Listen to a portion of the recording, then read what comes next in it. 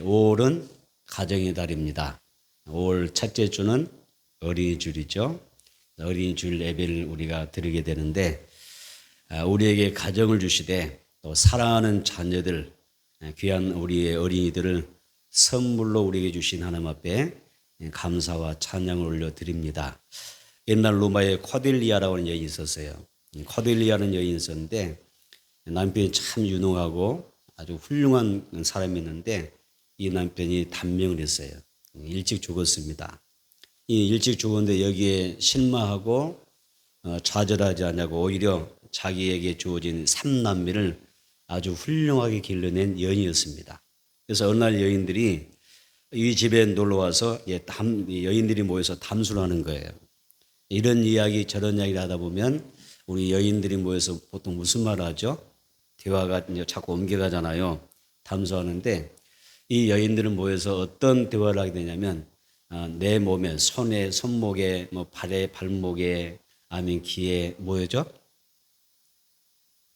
뭐예요 이게? 이 금은 보석 같은 좋은 이 값이 나가는 이런 보석으로 이렇게 화제가 돌려지게 됩니다. 그래서 누구의 보석이 더 아름답고 더 귀하고 가치 있느냐 이런 주제가 되어서 각자가 막 자기가 가지고 있는 이 보석 자랑하는데 모든 여인들이 정신이 없는 거예요. 내 보석이 이러이러한 거다. 얼마나 훌륭한 줄 아느냐. 그리고 얼마나 비싸고 좋은 것인 줄 아느냐.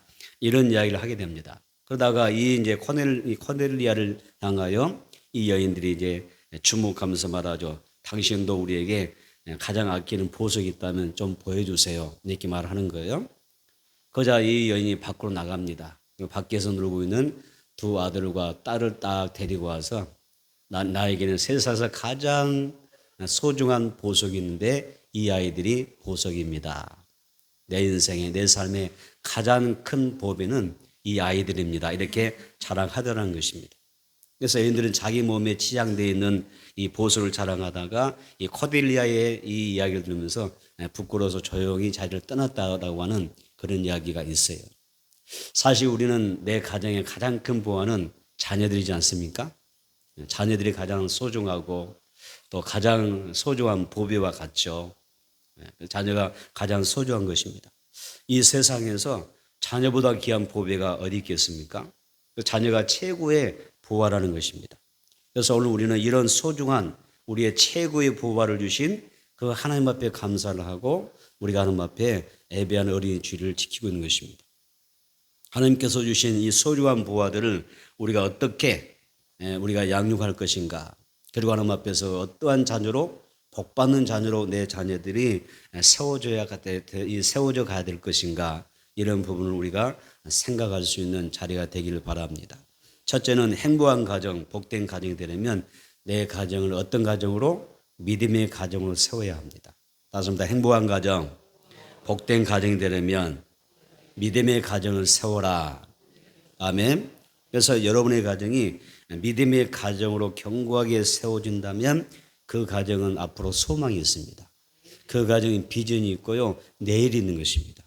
그래서 우리는 항상 하나님 앞에 나와서 우리가 기독교인으로서 크리스찬으로서 하나님 앞에 기도하는 가정을 위해서 기도하는 제목이 하나 있습니다.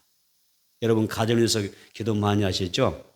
자녀를 위해서 여러분들이 많이 기도하시라고 생각을 합니다. 그런데 우리가 가정을 위해서 정말 내가 기도해야 될 기도의 제목이 있다면 그 기도 제목이 뭘까? 뭐라고 생각하세요? 자, 우리의 가정을 예수 믿는 그런 복된 가정으로 만드는 것입니다. 예수 안에서 말씀 안에서 우리 가족이 하나 되는 것이 정말 아름다운 거예요. 그래서 가족 복음화가 사실 우리에게 최고의 복이라고 성경은 말씀하고 있어요. 그래서 예수 성경 보게 되면 주 예수를 믿으라 그리하면 너가 예수 믿으라 그러면 너와 내 집이 구원을 받으리라, 이런 말씀이 있어요. 그래서 최고의 하나님의 은혜와 축복이 뭐냐? 온 가족이 예수 안에서 구원받고 하나님 앞에서 믿음으로 화합되어지는 그런 화목하는 그런 가정이 복받았다, 참 복 있는 가정이다, 이렇게 말할 수 있다는 것이죠. 따라서 우리는 자녀들의 구원이라든지 내 자녀 그 손들의 구원의 힘을 써야 된다는 이야기입니다. 주님은 모든 사람이 구원받기를 바라시는데 여러분의 가족이 성경에 보니까 정말 가족군이 나기를 원하셨어요. 주 예수를 믿어라. 성경 기록되어 있잖아요. 주 예수를 믿어라. 그리하면 너와 내 집이 구원을 받으리라. 가족의 구원이 성경에는 굉장히 강조가 되어 있어요. 하나님이 원하는 내 가정의 모습 뭐예요? 내 가정상은 주 예수 믿고 온 가족이 복음으로 구원받는 그런 모습이에요. 그래서 주님은 모든 사람이 구원을 받기를 바라시는데 특별히 여러분의 가족이 전체가 예수 믿고 구원받기를 원하신다고 하는 것을 꼭 기억하셨으면 좋겠습니다. 믿지 않는 가족이라든지 또 불신 이웃들의 영혼들이 있다면 그래서 그 영혼들을 돌아보면서 우리가 사랑하고 섬기고 우리가 구원을 위해서 기도하고 힘쓰는 것입니다. 가정보호막이 일어나게 되면 예수님이 우리 온 가족과 한 사람 한 사람 가운데 함께 하시는 거예요. 예수님이 함께 하는 거죠. 여러분 예수님이 어떤 분이세요? 예수는 그리스도죠. 맞습니다. 예수님은 그리스도이시다. 여러분도 이름이 있잖아요. 그러면 나는 내 이름은 이런 이름입니다. 이렇게 이야기하잖아요. 당신 누구세요? 이러면 내 이름이요 김아무개입니다. 이렇게 이야기하는 것처럼 예수님은 누구십니까? 라고 할 때 예수는 누구실까? 라고 할 때 그분은 그리스도이십니다. 그런 뜻이에요. 예수가 누구시냐? 그분은 그리스도이시다. 그리스도는 누구예요? 우리를 구원하시는, 나를 구원하시는 기름 부음 받은 자라는 뜻이란 말이에요. 그래서 우리가 그 나의 삶 가운데 진정한 구원과 내 삶 가운데 함께 동행하시고 내 삶을 돌아보시고 도우시고 역사하시고 또 우리 인생 가운데 열어주시는 그 분이 예수 그리스도가 되기 때문에 우리 가족이 한 사람 한 사람 다 예수 믿는 사람이 된다면 그 각자 우리 가족의 구성원들이 얼마나 하나님 앞에 복이 있겠습니까? 복된 것이죠. 만왕의 왕이신 예수님이 내 가정과 함께 또 함께 하신다면 정말 우리 가정은 복 있는 가정이 될 것이고 행복한 가정이 되는 임마누엘의 은혜가 함께 할 줄로 믿습니다. 그래서 우리의 가정이 더욱더 행복해지고 복을 누리는 그런 역사가 예수 안에서 있을 줄로 믿습니다. 오늘 본문의 말씀은요. 예수님이 부활하신 다음에 그 다음에 제자들을 만나시는 그 장면이에요. 그래서 예수님이 이제 십자가에 고난 받으시고 무덤에 장사됐을 때 많은 제자들이 시리에 빠졌고 낙심에 빠졌어요. 그리고 예수님이 다시 부활하셨다는 소식을 듣고 또는 어떤 사람들은 부활하신 예수님을 목격한 다음에도 그들이 이제 어느 순간 이게 뭘까요? 어떤 그 상황에서 어떤 그들이 뭘 붙잡아야 될지 막연해져 버린 거예요. 순간적으로. 우리가 주님과 더불어서 주님의 뜻을 쫓아 살아야 되겠다 보통 생각하지만 그들이 엄청난 그 예수님의 십자가 고난과 부활 사건을 보면서 어느 순간에 충격을 받다 보니까 어떤 부분이 생기냐면 우리가 지금 뭐 해야 될지 우리가 어떠한 삶의 목적을 가지고 살지 그걸 놓쳐버린 거예요. 그래서 이 제자들이 어때요? 다 각자 내려가 갈릴리로 가버려요. 자기 집으로 그다음에 자기의 생업의 터로 돌아갑니다. 그런 상태였어요. 부활하신 예수를 목격한 다음에도 예수님 고난 받으신 이후에도 다 낙심하고 시리에 빠져서 그다음에 이 마음속에 어떤 갈피를 잡지 못하고 각자 막연하게 돌아간 상태였어요. 그때 예수님이 찾아오셨습니다. 요한복음 21장 3절 볼까요? 자, 요한복음 21장 3절을 보면 베드로가 이제 예수님을 떠나서 갈릴리에 내려가서 내가 이제 예전에 내가 그 어부 출신이잖아요. 베드로가 어부 출신이잖아요. 그러니까 다시 그 어부 출신이었기 때문에 예전에 했던 일을 다시 하고자 하는 마음이 든 거예요. 요한복음 21장 3절입니다. 요한복음 21장 3절 읽겠습니다. 시작. 시몬 베드로가 나는 물고기 잡으러 가노라 하니 그들이 우리도 함께 가겠다 하고 나가서 배에 올랐으나 그날 밤에 아무것도 잡지 못하였더니 아멘. 자, 여기서 보면 참 안타까워요. 예수님이 부활하셨지만 다시 죽으셨다가 약속하신 것처럼 부활의 몸을 입고 그들에게 보여주셨음에도 불구하고 갈릴리로 내려가서 예수님 만나기 전에 생업으로 돌아가는 모습이잖아요. 그죠? 이런 상황이었습니다. 그래서 예수님의 이 제자 베드로가 다시 갈릴리로 돌아가서 물고기 잡으러 가는데 자, 물고기 잡으면 어때요? 한 마리도 못 잡는 거예요. 제자들도 함께 동석에서 함께 합류해서 고기를 잡으려고 했지만 밤새 그물을 들였지만 잡지 못해요. 참 이상할 정도로. 왜냐하면 그들은 어부 출신이잖아요. 고기 잡는 일에 잔뼈가 굵은 사람들이거든요. 그래서 어느 곳에 가면 물고기가 많이 잡힌다는 것도 아는 사람들이잖아요.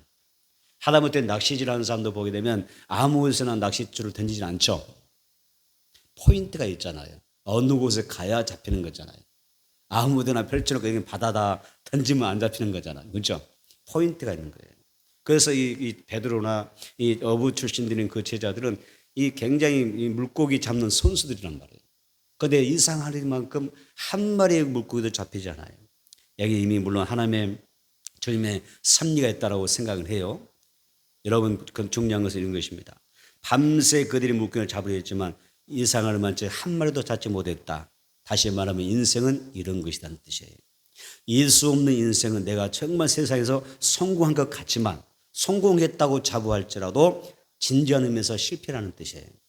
날이 밝을 때 제자들이 예수님이 날이 밝을 때 찾아오셨습니다.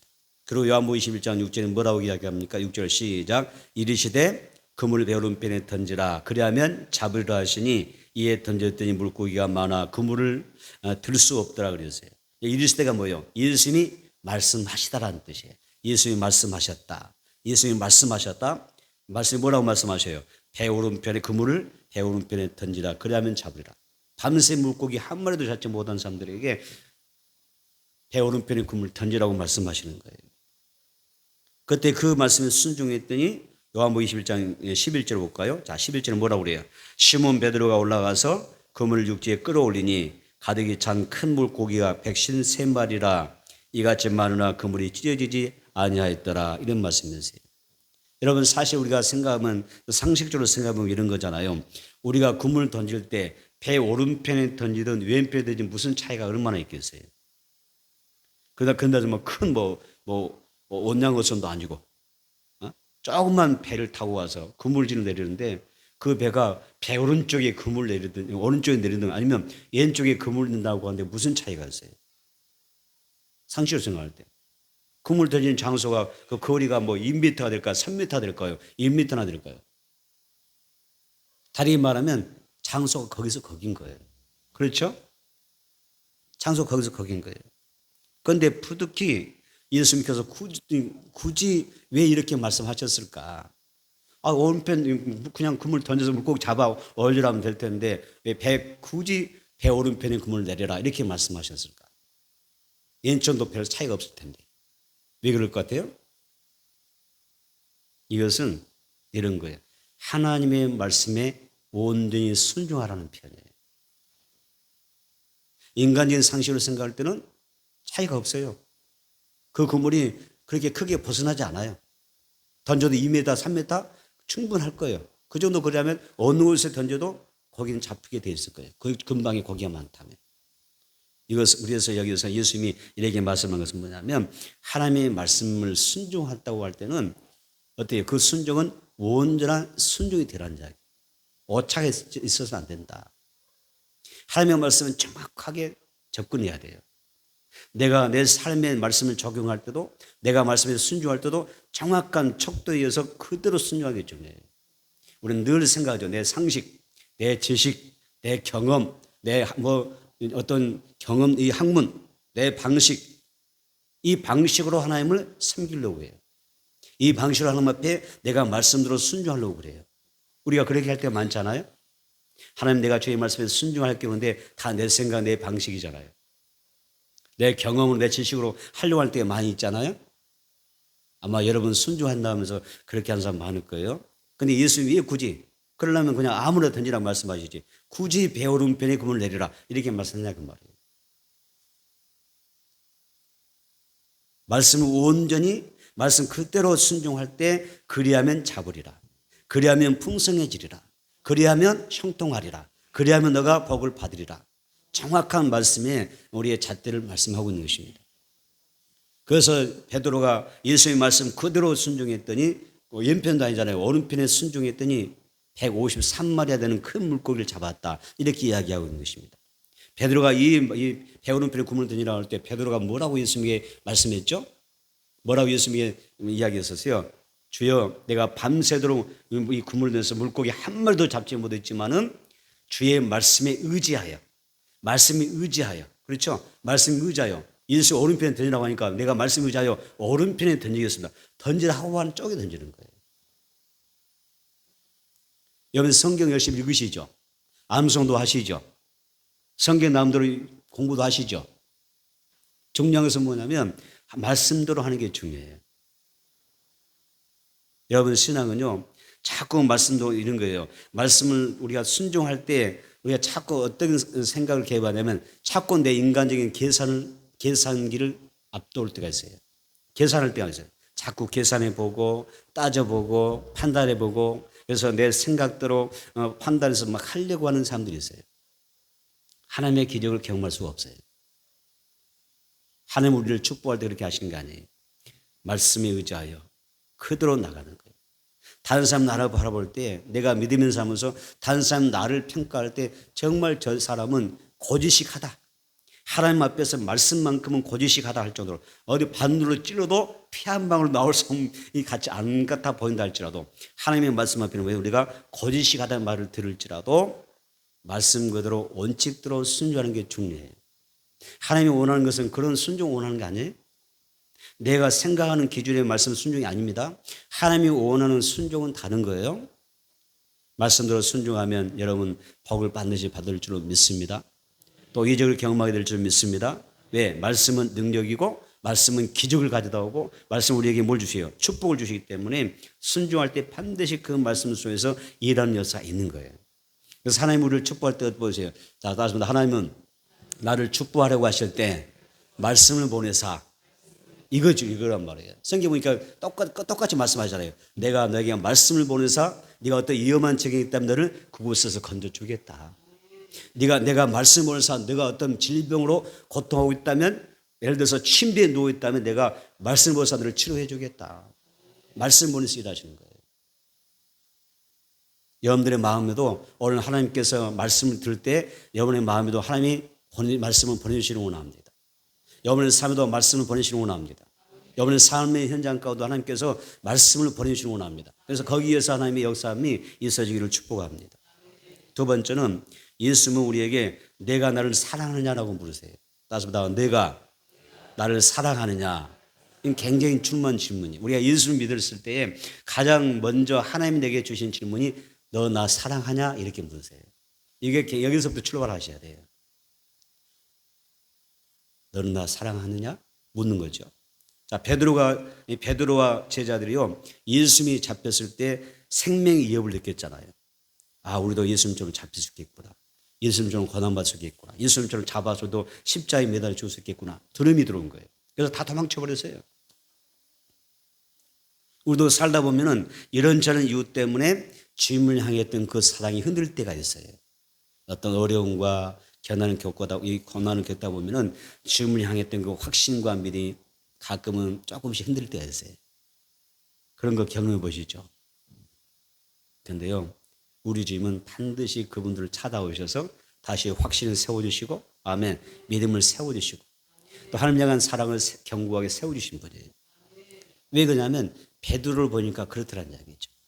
베드로의 믿음이 흔들렸을 때 하나님 향한 그 사랑, 예수님 향한 그 사랑의 마음이 흔들렸을 때 찾아오셔서 이것을 견고하게 붙들어 주시는 장면이 오늘 본문의 이야기거든요. 자, 요한복음 21장 15절입니다.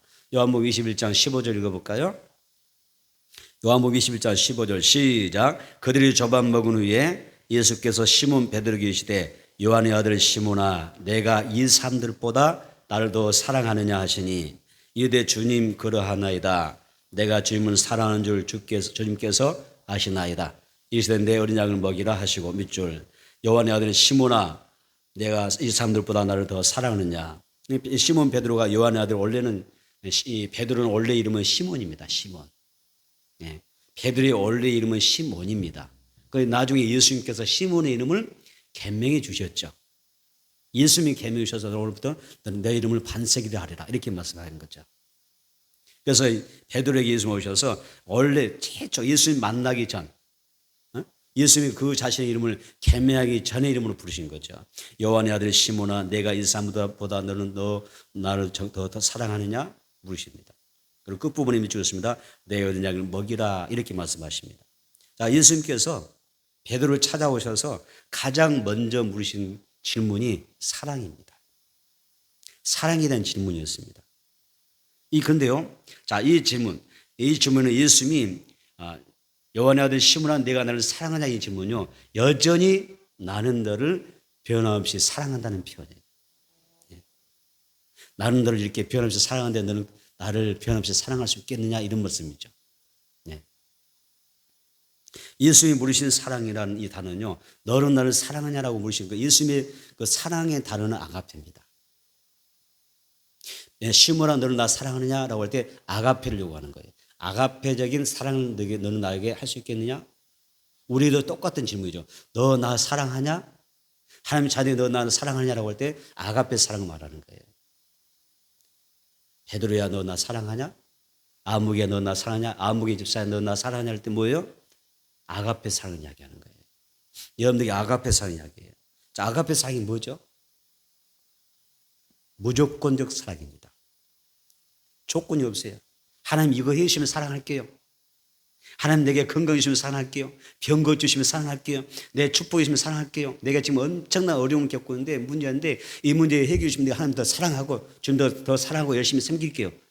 이건 아가페가 아닙니다. 예수님의 사랑은 아가페였잖아요. 나를 변함없이 사랑하시는데 나를 향한 사랑은 아무 조건이 없었어요.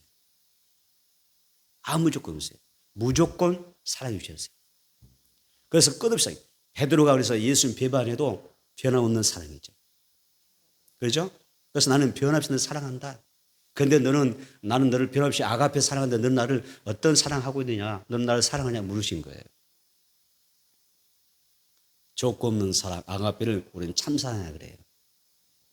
참사랑, 하나님의 참사랑 이렇게 이야기하죠.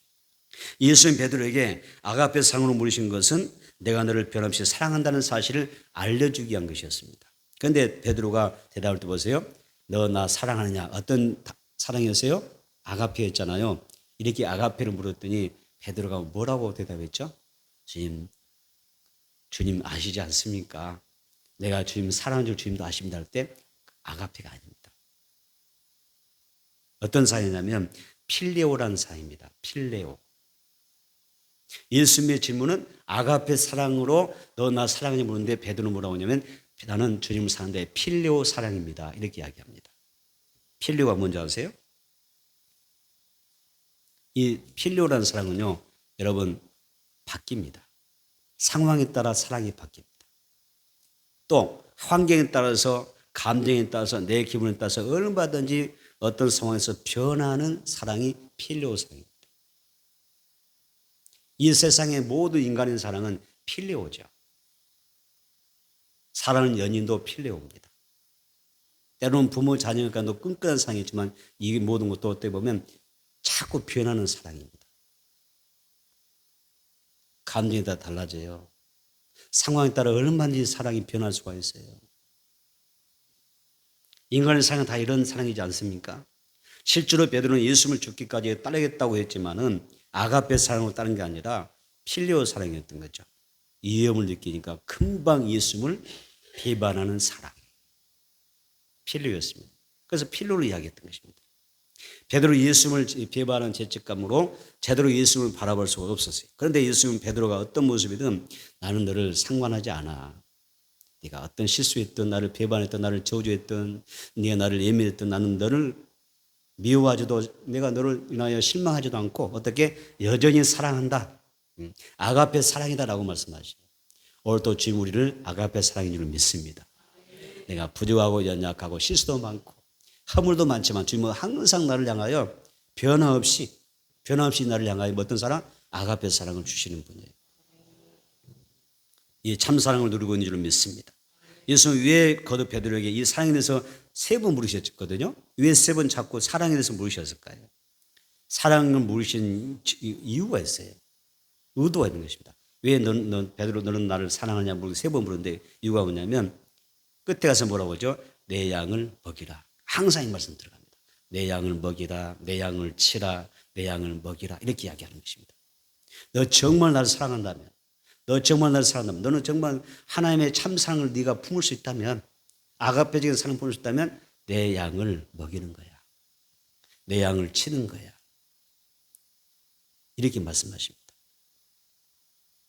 예수님이 베드로를 최초로 보실 때 시몬이었습니다.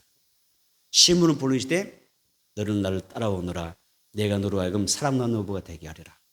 그리고 시몬이 나중에 베드로로 이름이 개명이 됩니다.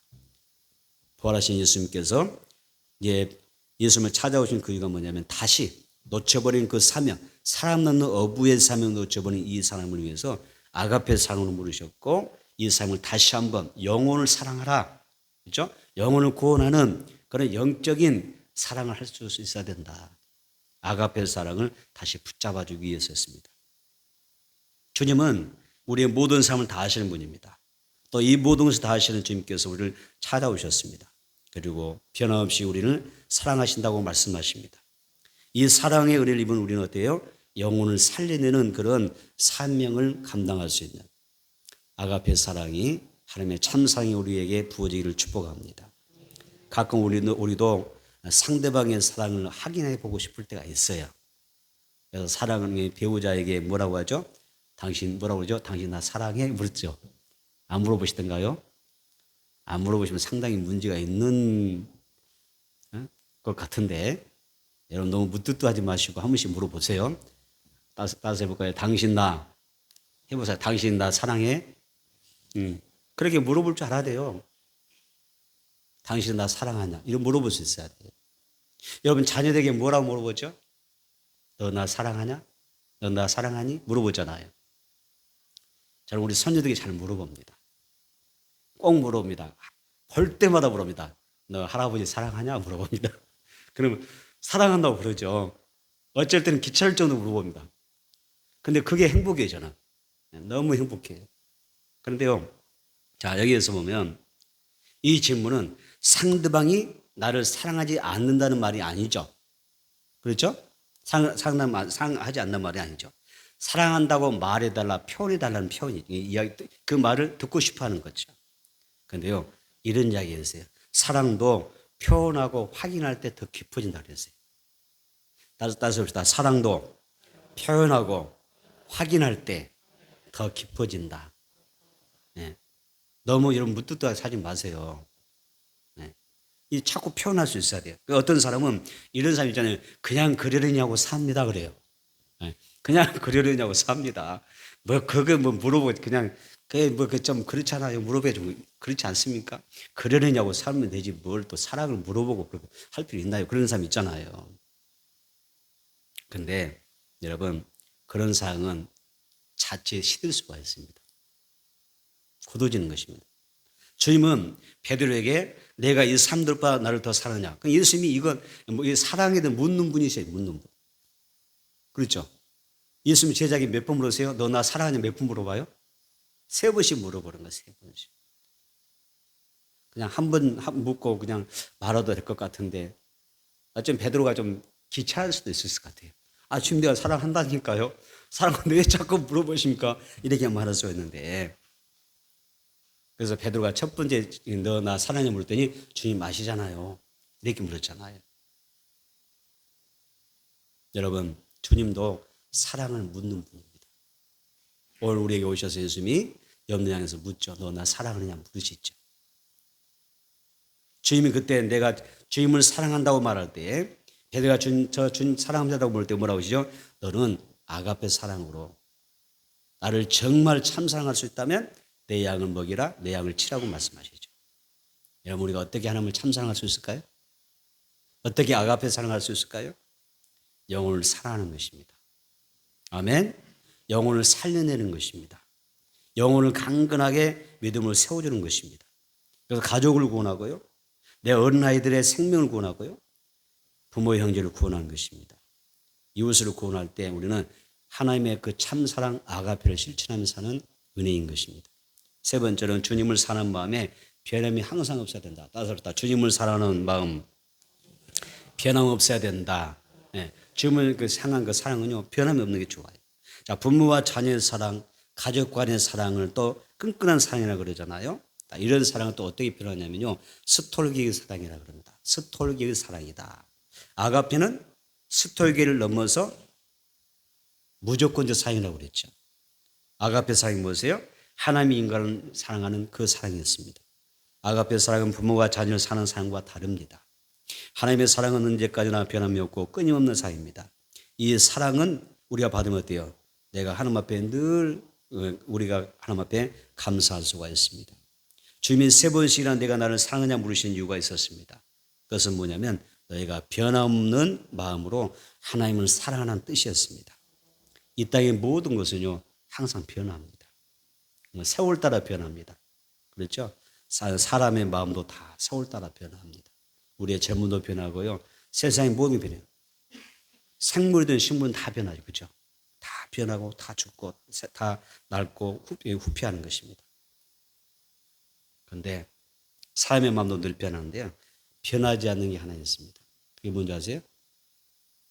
세상의 모든 거 다 변하는데 변하지 않는 게 하나 있어요. 뭐죠? 금입니다. 금.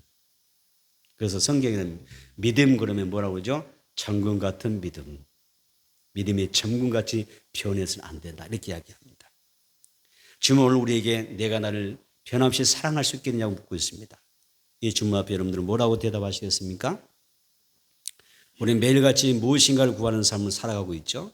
우리가 건강을 구하면 건강이 오는 것이고, 아멘. 사랑을 구하면 사랑이 오는 것이고, 행복을 구하면 우리가 행복이 여러분들을 따를 것입니다. 무엇을 구하냐에 따라서 내 삶의 가치와 열매가 달라질 것입니다. 지금 우리가 구하는 것이 내 자신의 가치가 될 수가 있습니다. 그런데 예수님 말하죠. 너희는 먼저 그의 나라와 그의 의를 구하라고 말씀하십니다.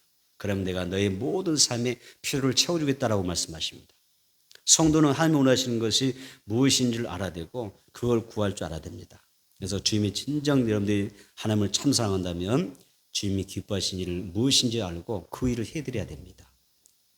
주님을 진정으로 뜨겁게 사랑하고 또 주님의 뜻을 잘 이뤄나갈 수 있는 여러분이 되어지기를 축복합니다.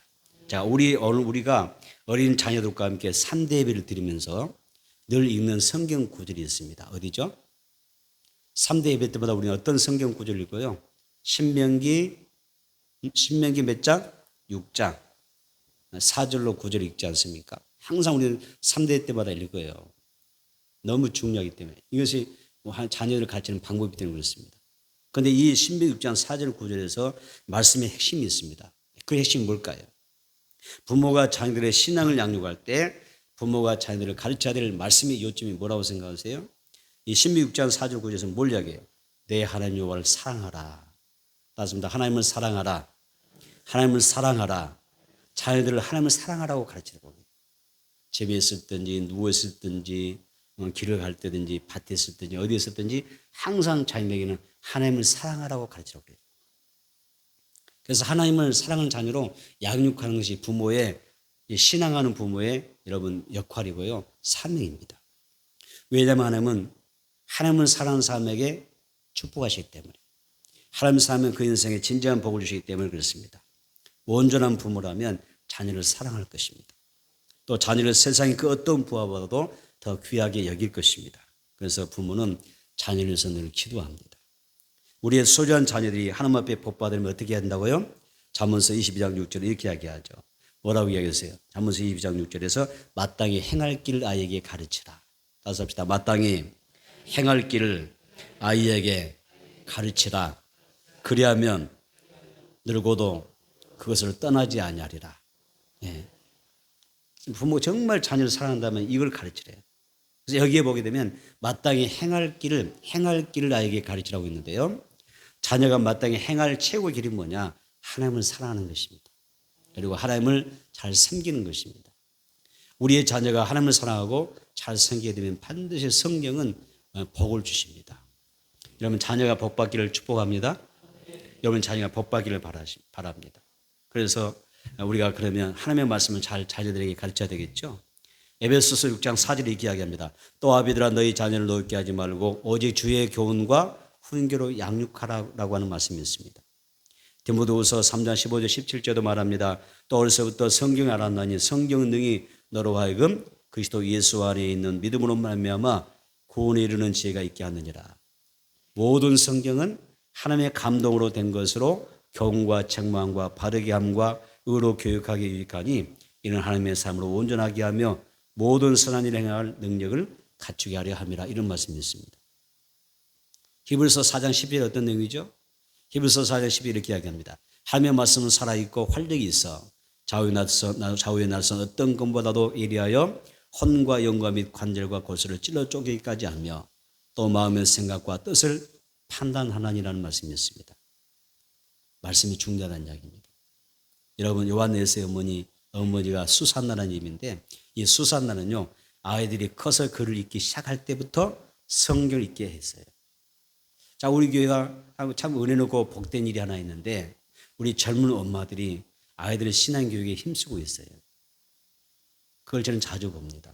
어떤 열심히 아이들을 신앙교육에서 열심히 힘쓰는 모습이 있거든요. 그래서 열심히 성경책도 읽게 하고요.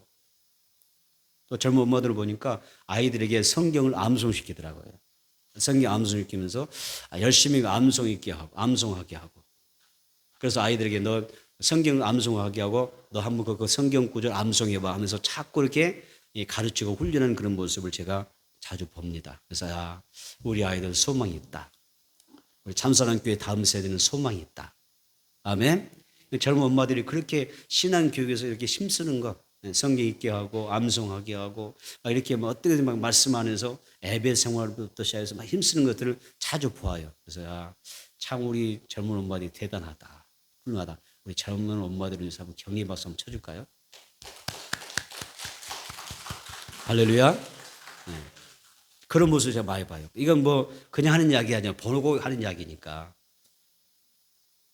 너무 소중한 것 같아요. 미국의 링컨 대통령이 이런 고백을 했어요. 오늘날 내가 여기 있게 한 것은 내가 9살 때 어머니가 임종하면서 내게 물려준 성경책이 있었기 때문이다. 이런 이야기를 했어요. 성경책 가운데서 위대한 인물이 나왔던 것이죠. 그러므로 자녀에게 하나님의 말씀을 잘 가르치세요. 할 수만 있으면 여러분 상을 주면서라도, 그죠? 거기에 따른 상을 주면서라도 열심히 성경 구절을 암송하게 하세요. 그리고 하나님을 사랑하도록 가르치세요. 하나님을 잘 섬길 수 있는 자녀가 되게 해주세요. 그 자녀는요, 여러분 자녀의 미래는 확실할 것입니다. 하나님이 크게 쓰실 줄로 믿습니다.